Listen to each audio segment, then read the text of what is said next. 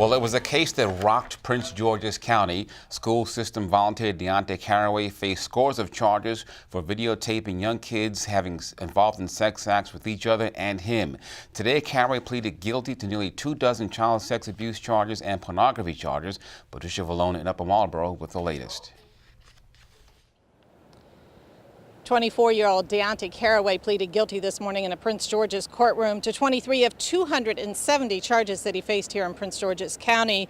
Those charges include first-degree sex abuse of a minor and child pornography charges, all stemming from the time that he was a teacher's aide at Judge Sylvania Woods Elementary School in Glen Arden. He pled guilty to 23 counts involving the sex abuse and the pornography involving our children. The judge's sentence in this case of 395 years, suspend all but 100 years. The 100 years are the years that will be served by Mr. Carraway.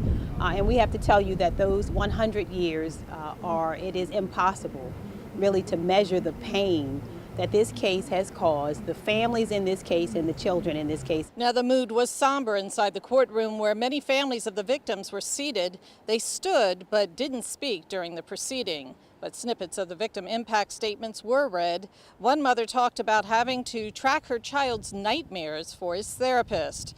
Carraway did address the court, apologizing for his actions, but the judge wasn't swayed, saying sorry isn't enough and telling parents that the county failed to protect their children. Mr. Carraway's access to the children in this case it really does represent a miserable failure on our part that we really cannot afford to ever see happen again.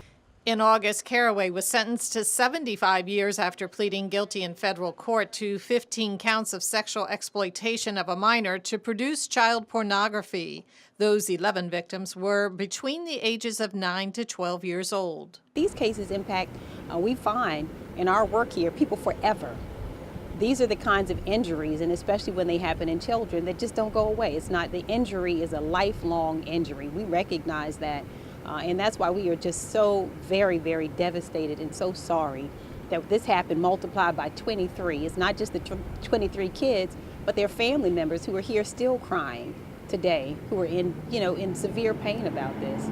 Now in federal prison, Carraway must serve at least 85% of his sentence, and since the county charges are running concurrent, that means he won't be eligible for parole until at least his mid-80s. But State's Attorney Angela Alsobrooks says she doesn't expect him to ever get out from behind bars. From Upper Marlboro, I'm Patricia Villone, CTV News. School Board Chair Segun Eubanks released a statement on the sentencing saying policies and procedures have been created or revised in response to the incidents. They include training for recognizing and reporting child abuse. Meantime, civil suits are expected to be filed by the victims' families.